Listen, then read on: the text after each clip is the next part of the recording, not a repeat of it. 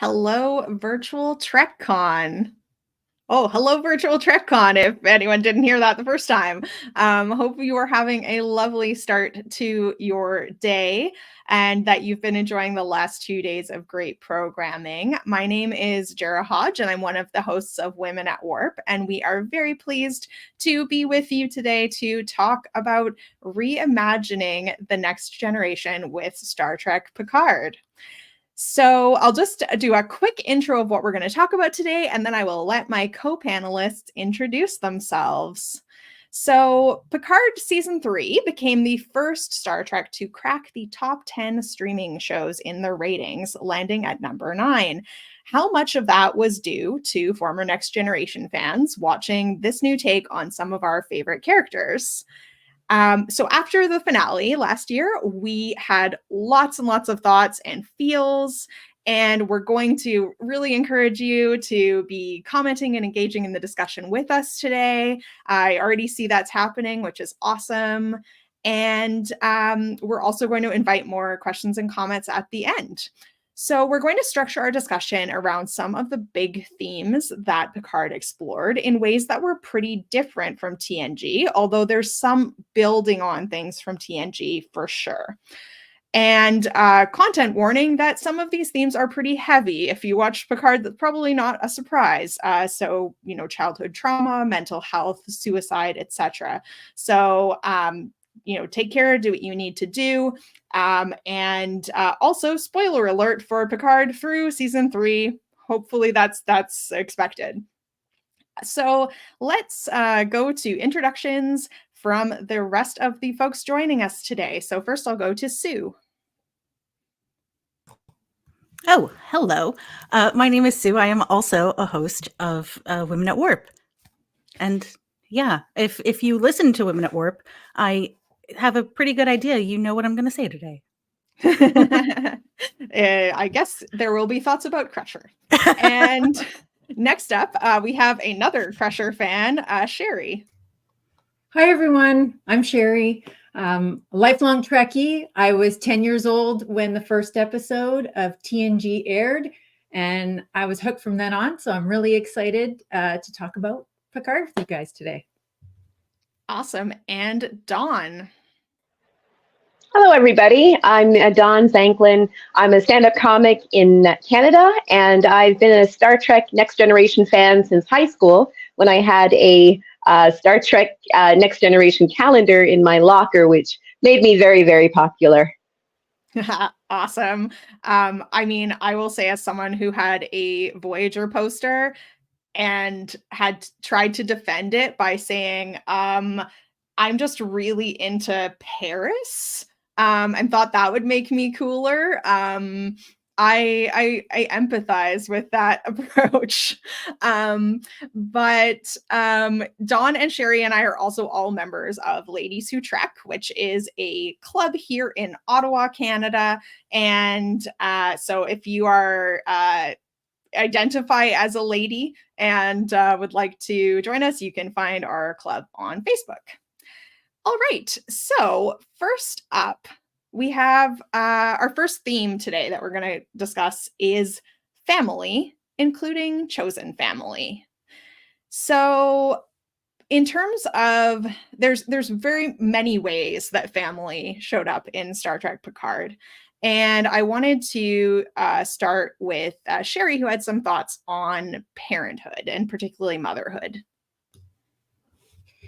Yeah, so for me, I'm a mother, and I'm a working mother, and so I know for me, I often feel a lot of pressure to be perfect and to be always making the right decision for my son, for my family. And so for me, what we got in Picard, I thought was a more realistic depiction of parenthood, and in particular, motherhood and the struggles and how, we can't really be expected to be making perfect decisions and the right decision all of the time. And I think why this really spoke to me during watching Picard was that Beverly Crusher was one of my idols growing up. And I really saw her as this idealistic working mother who had it all together. She made excellent decisions in her personal life and in her career. And what I think we saw in Picard was something a little bit different in that, she did maybe make some not so great choices, but we can understand why she made those decisions, and maybe she felt they were the right decisions for her and her son at that time. And really what I'm talking about is, the fact that she did hide her pregnancy from Picard and took that choice away from him in being a father. And she cut everyone off for 20 years. And so I really didn't agree with her decision, but it was nice to see this character who I sort of had on a pedestal, maybe making some choices that I didn't agree with, and it really resonated with me. And the other, I guess, really small example, but also really spoke to me was that short scene with Deanna and Riker. And this was just after the birth of their son, Thad. And Riker is celebrating with Picard at 10 Ford Avenue over a drink. And you see Deanna calls in from the Titan, and she's, visibly disheveled. And she's saying, like, I'm glad you're out there having a beer, but I need you back. I need you back here. She says, I haven't, brushed my hair in 72 hours, and your son has vomited all over engineering. So please, I need your help. And so I really appreciated this too, because it doesn't show motherhood as being this glamorous thing. And it really shows that you can ask for help. You should ask for help, and you shouldn't have this expectation of just having it all together and everything working perfectly. So for me, really, it was the portrayal of motherhood and the imperfection, and maybe not having unrealistic expectations of yourself as a mother or as a parent. Cool. Sue, do you want to jump on the Crusher train? Yeah, I mean, always. But what I think is really interesting, if we're comparing TNG and Picard, right, with all of this time in between, if we had this kind of storyline on the Next Generation, if a character like hid a pregnancy and broke away from people, I don't think that like Berman era Trek could have done it without creating a cartoon villain. And when we get Crusher's explanation for what went on, even though I agree she made it was the wrong decision, you can understand the decision and you can feel compassion for it and you can see where she was coming from. And I don't think, maybe it's a product of streaming TV or serialized storytelling, but I don't think we ever would have gotten something quite that complex in the original run of Next Gen. That's an interesting point. And it just reminds me of the discussion that happened ahead of the TOS episode Friday's Child, where DC Fontana was pushing to show an imperfect mother in that episode. And, partly just given the time, I think some people could argue that she was, maybe a little on the villainy side, or at least, because of the way she's punished at the end, that she's shown as being very wrong to not have wanted her child. But that's interesting because, we went from basically this TV era where mothers were all very like perfect and self-sacrificing to having like this point in Friday's Child, but like continuing, I think, like you said, to have these kind of cartoony villains if you aren't like, there's only these two options of like being nurturing or being rejecting, and not like complexities of how it actually feels day to day. And Crusher had sorry. I think the closest analogy we have to that kind of story is Seska. Yeah. And look what they did to Seska. Oof. Yeah. But anyway, not to move too much off topic. The There's also a lot of side family relationships in Picard, and one that I think you wanted to talk about, Dawn, was Soong and Corey. Yes. Speaking of cartoon villains, Corey had one, I think, as a father. When I think about Soong, I'm thinking about a narcissistic parent, because on the one hand, he wanted desperately to protect his child, to make sure that this child survived on the face of it. But as we unravel the layers and we find out that essentially Corey seems to be the end result, the latest result of Soong trying to achieve his own excellence and build success for himself. He has these different versions. Just the fact that he's not shared with her the details of her origin. I mean, it's one thing if she was a child, but she's an adult at the point that we meet her, and she does not know what has happened before. And I think that kind of shows us, I wouldn't say an imperfect parent. Well, maybe his decision not to share her origin with her was imperfect, but I think he's driven completely by ego, completely selfish. He's not looking at her as an individual. It's very, very toxic. And so, again, I agree with Sue that we wouldn't have seen a story with layers like that in the original series, in the Next Generation series, because it's just they didn't do complexity very well, in my opinion. Then, but I thought it was wonderful how, in the end, she finds her chosen family. She didn't select it herself, but she finds a place where they can see her, where she's seen, and she's not just her existence isn't just the result of trying to have her parent have his ego stroked. She can walk away from that and just see herself as Corey, not as some scientific project. Yeah, for sure. Rafi is another pretty complex portrayal of motherhood in Picard, and I think some folks could have some issues with it. I do like where it goes in season 3, but what I wanted to talk about briefly was fatherhood in Picard, because obviously that's a major theme of season 3 with Picard and Jack. And also we see, I would say, LaForge in a little bit of a stereotypy dad role, that he's like defending, he sees himself as sort of the protector of his kids and can't handle if they don't follow the path that he has ideally laid out.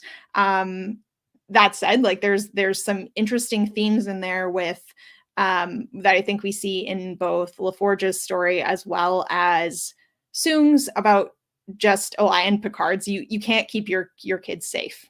Like, no matter what you do, ultimately your kids are going to go off and do things, and things are going to happen, and you can't control it. And the anxiety around that, I think, was an interesting theme to explore.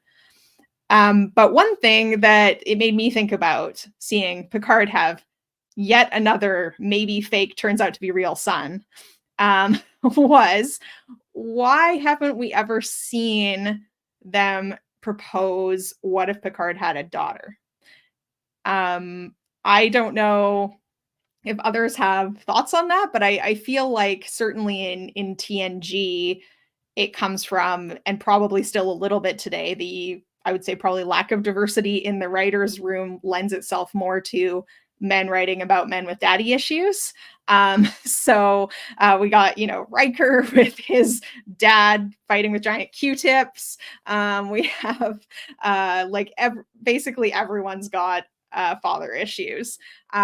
So it was interesting to me, and I really think that it was maybe a missed opportunity that at least one of the either fake or real kids could have maybe been a girl, and explore more of the the line we have about from Tuvok and Voyager about why would it matter what the gender of my kid is? I would love them anyway. But But yeah, I don't know if others have thoughts on that. Well, excuse me, we're all aware, right, that Wesley was originally Leslie. Yeah, and that was obviously changed before the show was cast, or as the show was cast. But there is definitely still in our world the idea that like fathers connect more with their sons and sons carry on the legacy, and that you don't hear that with, I should say, maybe in media with men talking about their daughters. And who knows how much influence Patrick Stewart had over this part of the storyline. But we know that like his sons have been, or at least his son, one of them, has been in Star Trek at least once before. Maybe it was something in that story. But the idea that the showrunners are going after this legacy and they're calling it Picard, and like, are we supposed to expect that Jack is now going to take the name Picard, or is he going to stay Jack Crusher? Because it certainly was implied that like Star Trek Picard might go on, but it's now Jack Picard, right? At least maybe nobody else got that, but I certainly felt that was what they were pushing. Yeah, I certainly felt that. And I think, you know, I would, this is not commenting on like whether I'd like to see a spin-off show. I would love to see characters like Seven come back. But just that focus on legacy and like genetic heritage to me is something I associate more with Star Wars. And it reminded me a bit of the like Last Jedi Rise of Skywalker situation, where like I don't know if I needed the people who were going to be taking over to be the direct children of the people that we know and love. But like I said, I enjoyed who some of the characters were. I liked Sidney LaForge a lot. So yeah. I think that just the idea of a science fiction series not being able to reimagine what a relationship might be with a child of a different gender, it's troubling to me, because there's no limits on some of the other ideas that we've been asked to consider, and just the themes that emerge week in, week out. But somehow it's impossible for them to break through the odds of a father having a close and healthy, not toxic relationship with a daughter or a child who is non-binary. That would have been interesting to see, because it would have been different than what we've seen before, and that's what I enjoy from Star Trek. I'm willing to open my mind when I see an episode, and they're supposed to give me something new, not just reform the same old cliches. I will say we did get to see Kestra Troy Riker briefly, who I loved, and was sad we didn't see her in season 3. And we did get a bit of a sense of her relationship with Riker, but really there's so much else going on in that episode, and there's more to do with kind of Picard and Soji than Riker and Troy and their relationship with Kestra. But that was cool. So on to our next item. And we have our theme number 2, which is about trauma and grief.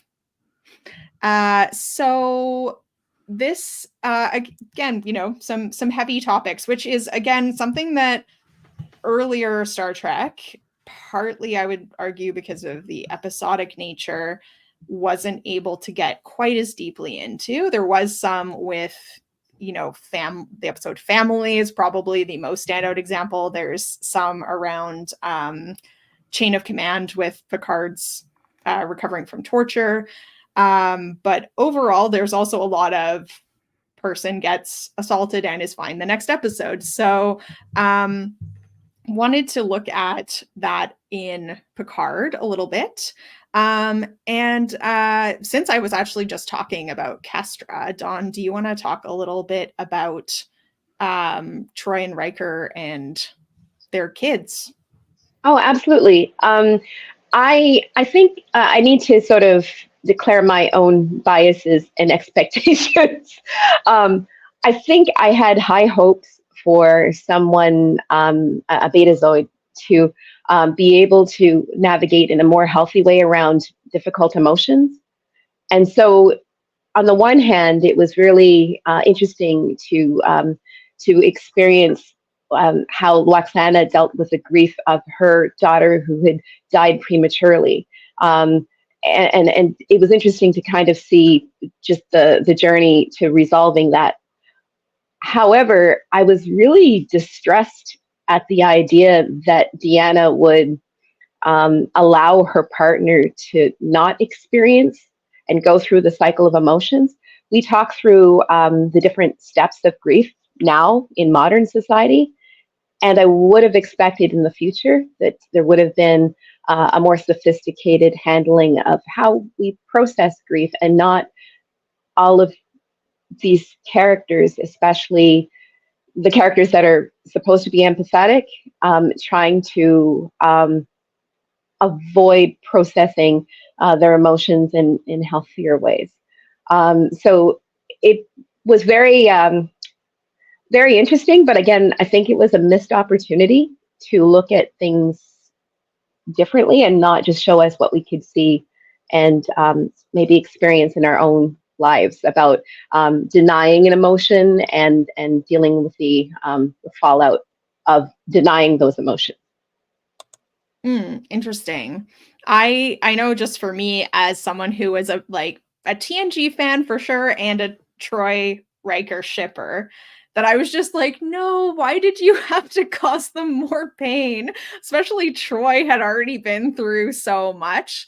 That said, I liked I don't really love what she did to Riker in season 3. I did like her and the other characters, coming back and having a little bit more depth. And we're going to talk a little bit more about like mental health and emotions shortly, but that's interesting. Sherry, you also had some thoughts on this topic. Yeah, I think for me, while I don't agree with what Deanna did, I think it really speaks to how overwhelming the loss of a child is, and that she wasn't able to cope with the level of grief of her own, and then also experiencing at the same time Riker's grief. It was too much. And I think she needed to, my impression was she was taking that away to be able to help herself be able to deal with it. So I can understand, again, why she made that choice. But I think that conversation that her and Riker had was really important when they were aboard Vadic's ship, where they actually openly talk about that time period. Mm-hmm. Sue, did you want to touch on trauma and grief? Sure. I was just thinking throughout this discussion, I mean, Riker doesn't have a choice, right? Troy takes that grief away, so he doesn't have the opportunity to process that and work through it. But, even though that sci-fi explanation is not a thing for us, we can certainly do similar and push it away or ignore it and not deal with it. And I think that story throughout the 3rd season really shows what that can do to you if you don't take the time and do the processing. And it's hard. And like, grief is weird, and it can hit you out of nowhere, and it can last longer than you think it will. But it's just, if you don't take time with it and work through it, then it can become all consuming, I guess. Mm-hmm. And there's also some trauma or grief, say more trauma in this case, that maybe wasn't fully highlighted, but it almost drives every character we see in this show, and including Vadic. So that was one that Sherry, do you want to comment on that? Yeah, this is one of the standout depictions for me in season 3. So Vadic is she's the changeling, one of the main villains for season 3. And for me, her trauma was a very different type of trauma than we've seen for other characters. And it really struck a chord with me. This is because in my day job, I'm a scientist. And as part of my work, I review applications from doctors and scientists to perform clinical research on humans, so testing experimental drugs and therapies.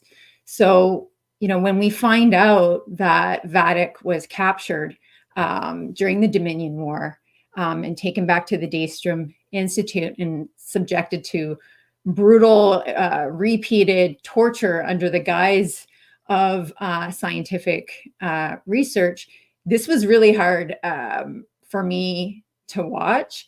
It was very shocking to me because, again, this research is happening, or this torture is happening at a Starfleet Research Institute. And I think they did do a really good job of depicting the horror of the trauma that Vadic experienced. And I think including it in the storyline was important because it's really what made me have a lot of empathy for Vadic as a character. And it helped me to understand why she was in league with the Borg and trying to destroy the Federation and all of humanity. And again, I sort of like where things are not, cut and dry, black and white. You can see that for Vadic, humans and the Federation and Starfleet are the villains.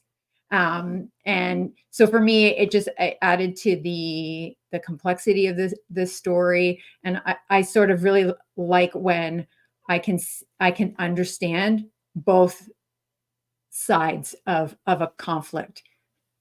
Mm-hmm. Yeah.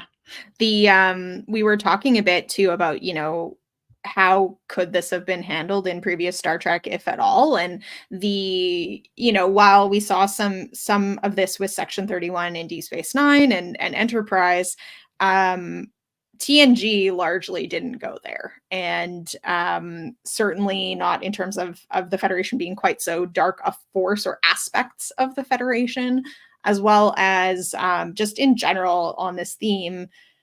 Again, a lot of kind of the issue is resolved the next episode. And I think that I would say I don't rewatch Picard as much as I rewatch TNG, partly because it can be very heavy. But on the other hand, TNG is largely just not acknowledging the trauma that would actually occur from a lot of these situations for the vast majority of people. So is it actually necessarily more positive? Certainly, more heartwarming on rewatch a lot of the time, but I think it is also important to be really open about the fact that you don't just get better the next day when you go through these types of situations.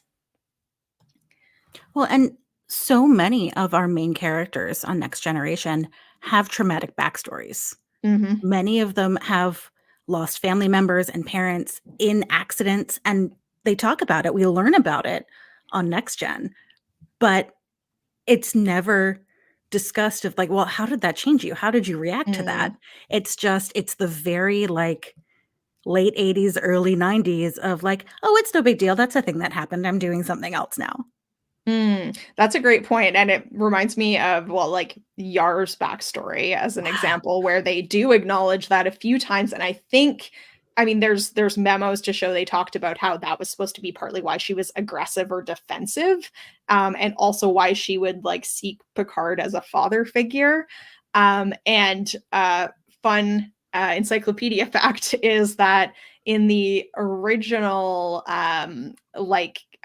casting materials and when they were doing auditions, they had a scene apparently between Troy and Yar where Yar was talking more about this backstory, which could have been interesting. I will say, though, given who was writing it at the time of early TNG, the advice was apparently that Troy was basically going to say, you need to go get laid. So maybe not necessarily the best message, but it is one of those things that I think that we do get to see glimpses of in TNG. They just don't go fully down into that well. Any other thoughts on this theme before we move on to our next thing? Cool. All right. So what we're going to do, we're going to go into our last theme, but we do have an audience question that we want to ask because that's the topic we're going to close out on. So we're going to ask you, which was your favorite reimagined TNG character and why? And then we'll look at some of your comments and stuff after our next, our third and final theme. So our theme is mental health and emotions, which is connected to what we were just discussing on trauma and grief, but it is also a little bit broader. And I think that for me, the main piece that stood out in a way that I have very complicated feelings about was the storyline with Picard's mom in season 2. And as someone who has a family story that is not totally dissimilar to Picard's mom, I really had issues with the way that it was both, well, first of all, there not being a content note. And I know folks say, well, but it would spoil the story. And when we talked about this on the podcast, we had an email from someone who said, you know what, if they're using suicide as a plot point to the degree that it's like the major twist in a story, maybe it's not actually being written with the degree of sensitivity that it should be. But also there's options like putting content notes in the episode descriptions on the streaming platform and things like that. So that was an issue for me. And I also think it muddied, that the waters were muddied around the role of Picard's dad. So he's shown to be potentially like there's sort of an overture to him being a monster at one point. But at the end of the storyline in season 2, Picard basically excuses his dad for locking his mom in a room. And then the fault of the end result of that is that his mom got out. And I want to know, in what utopia is that an acceptable mental health treatment to lock someone in a room?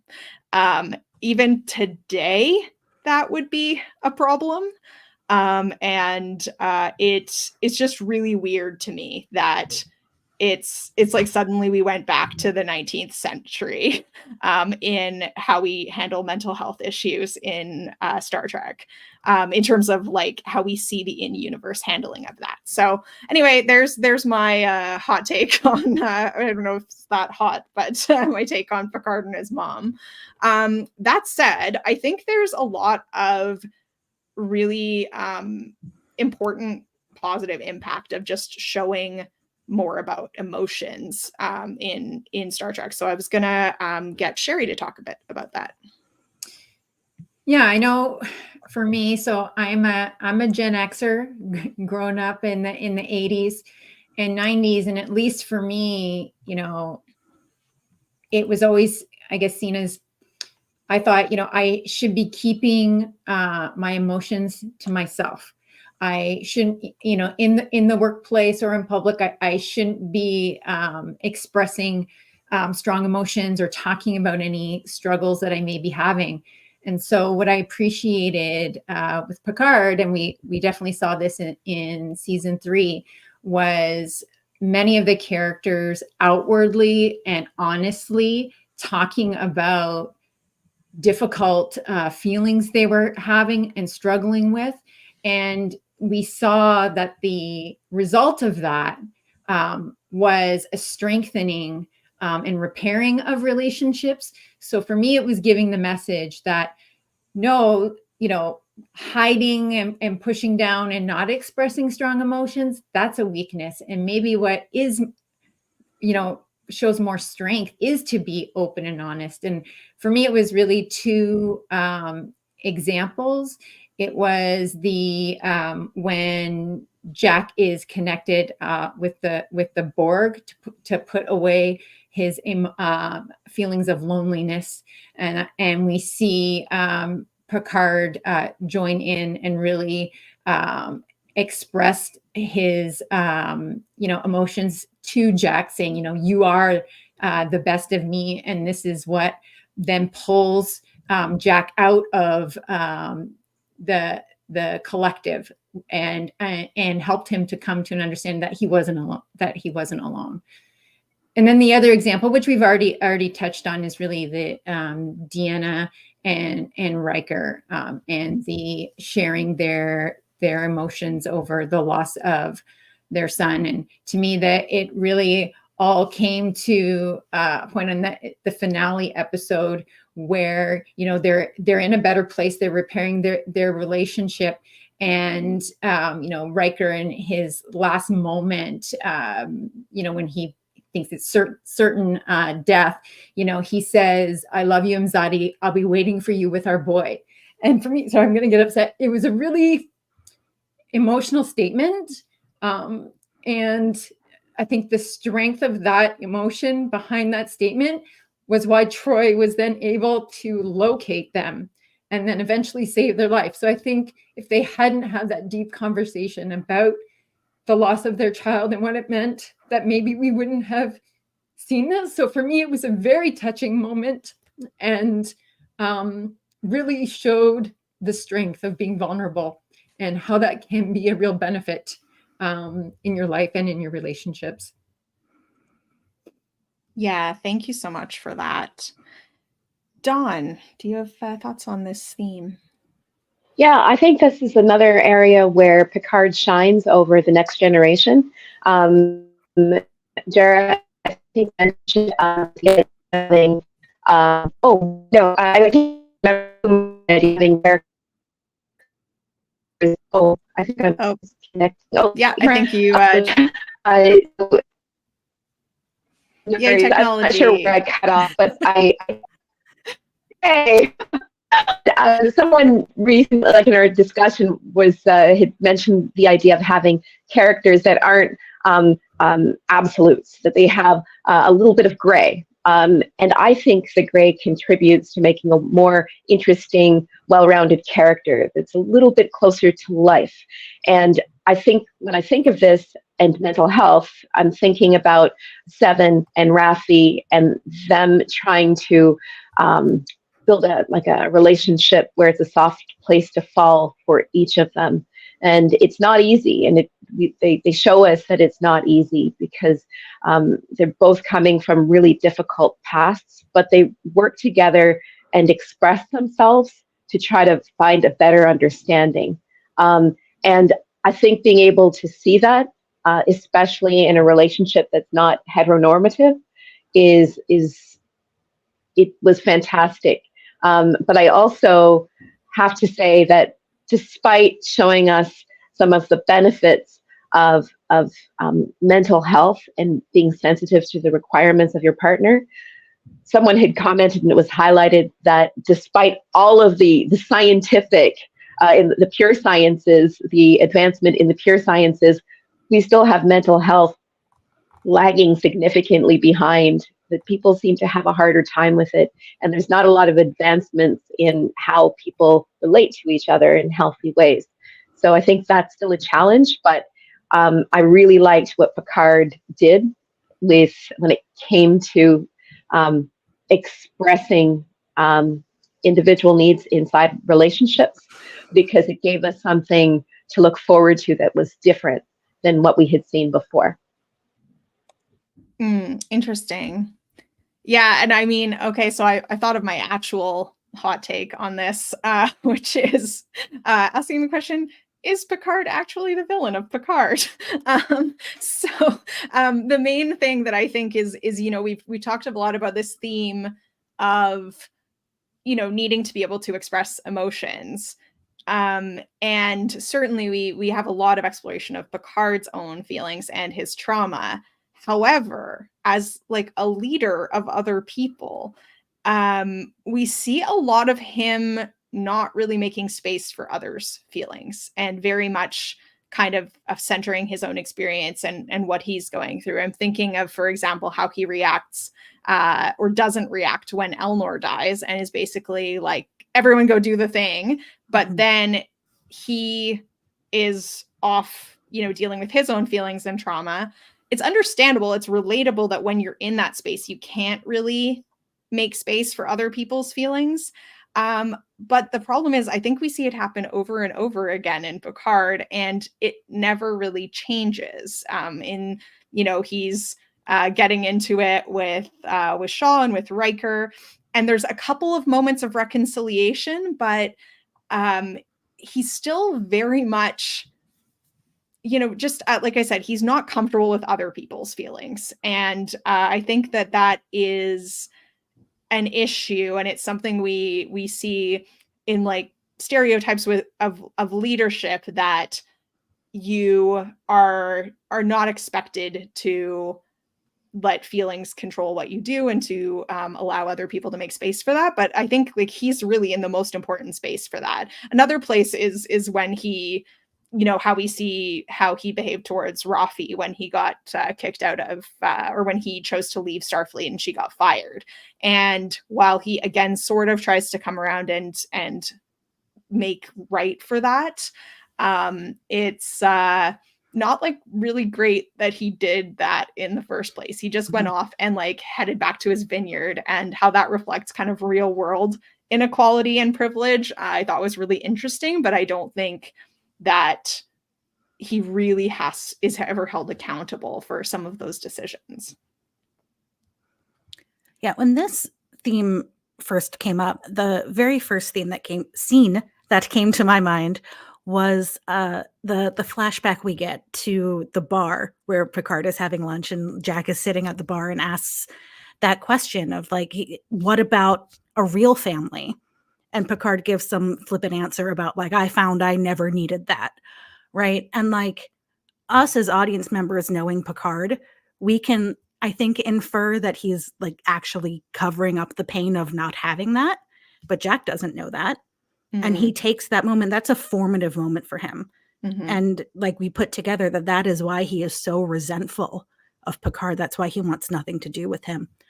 And I mean, I think we can also infer that flashback is Picard remembering that instance and putting it together. But it goes to show there are certainly times that people can be truly affected by something because of something someone else has done, and that person doesn't remember it at all. And what different interactions can mean for different people.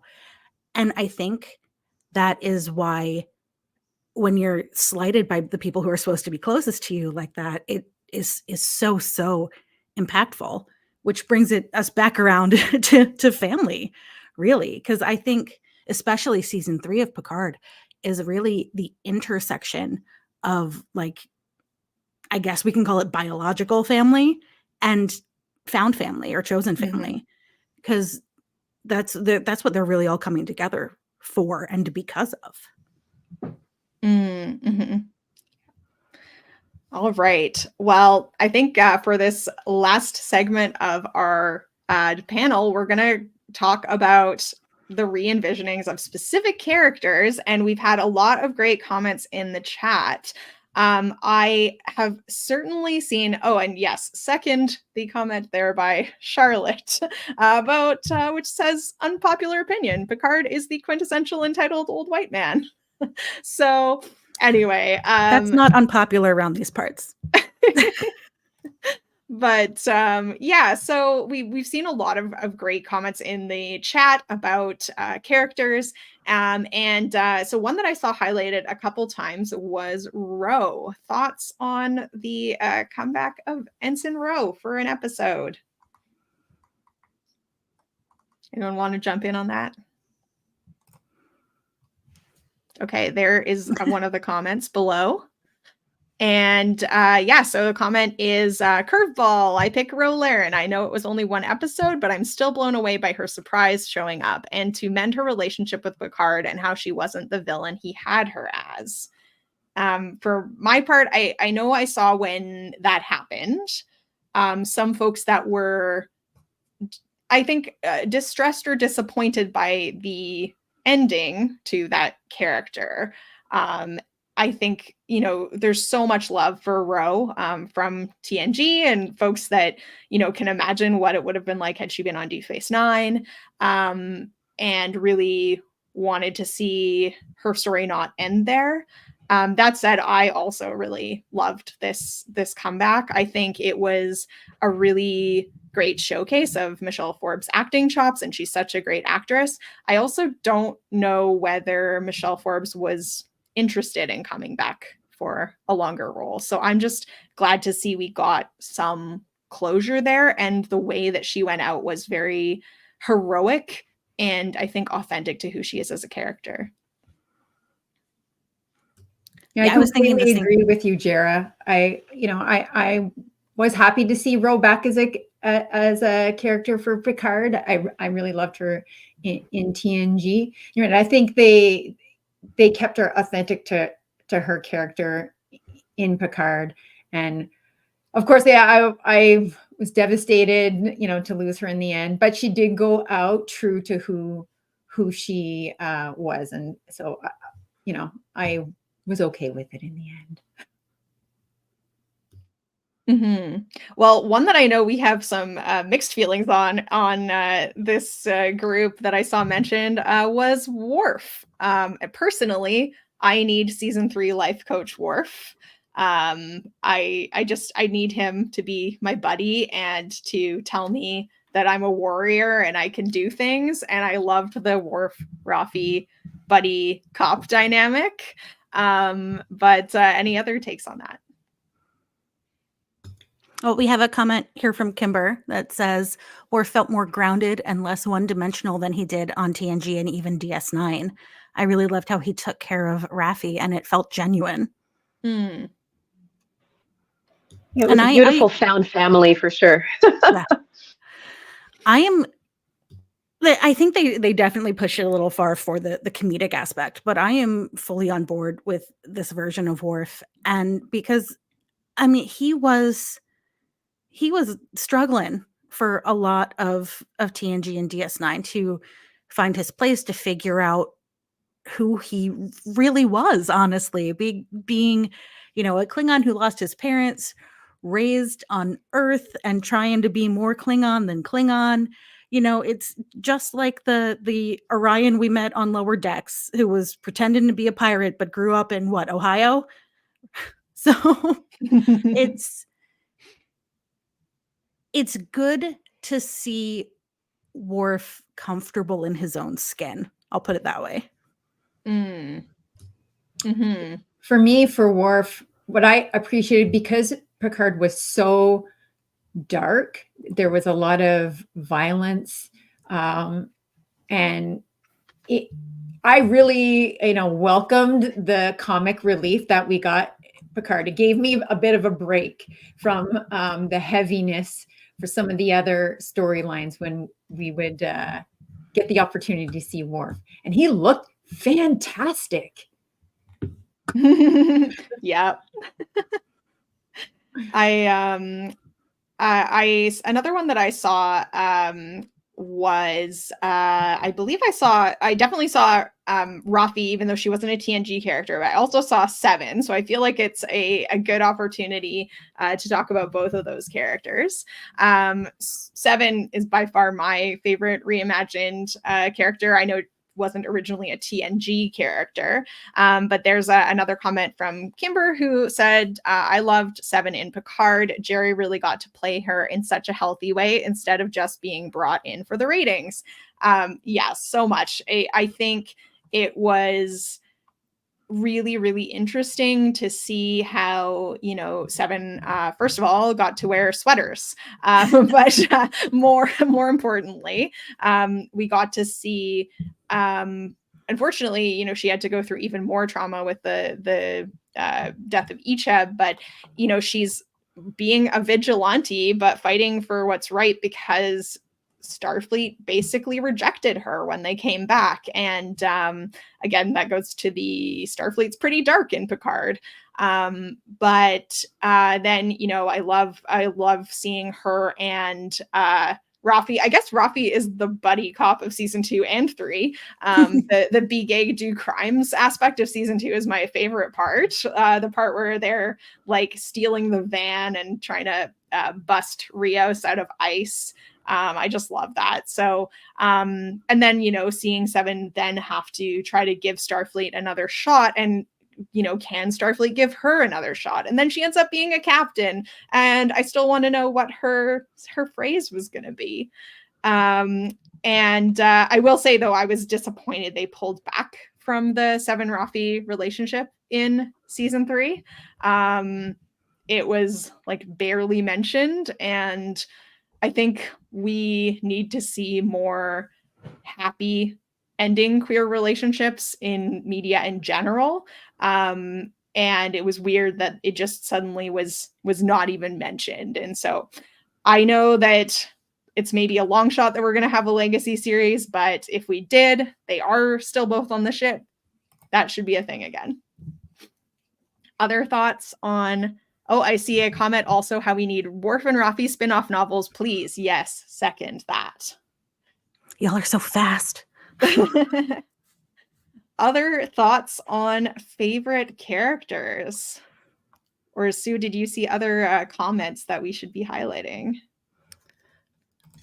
I think Data is always a favorite for me. I like the idea that, he just was fighting off lore and becoming more integrated, again, an upgraded version of himself yet again.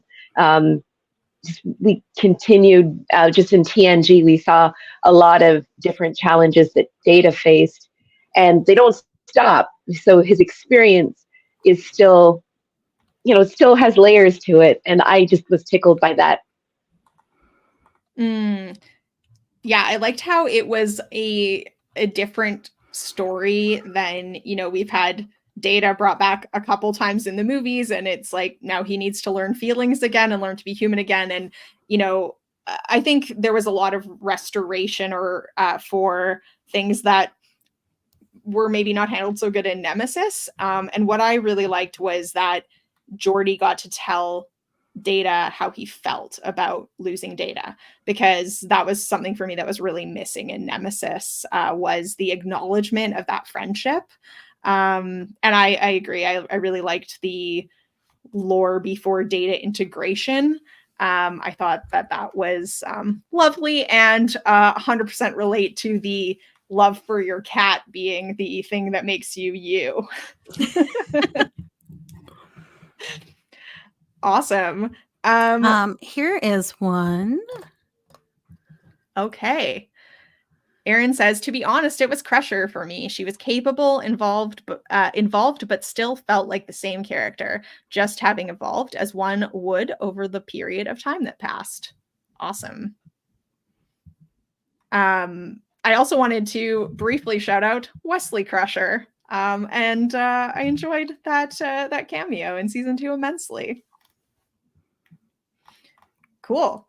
All right. Well, we are welcome more comments, but we also have a wrap-up question for the panel, which is just generally, where do you feel like Star Trek Picard broke new ground compared to TNG or diverged from TNG?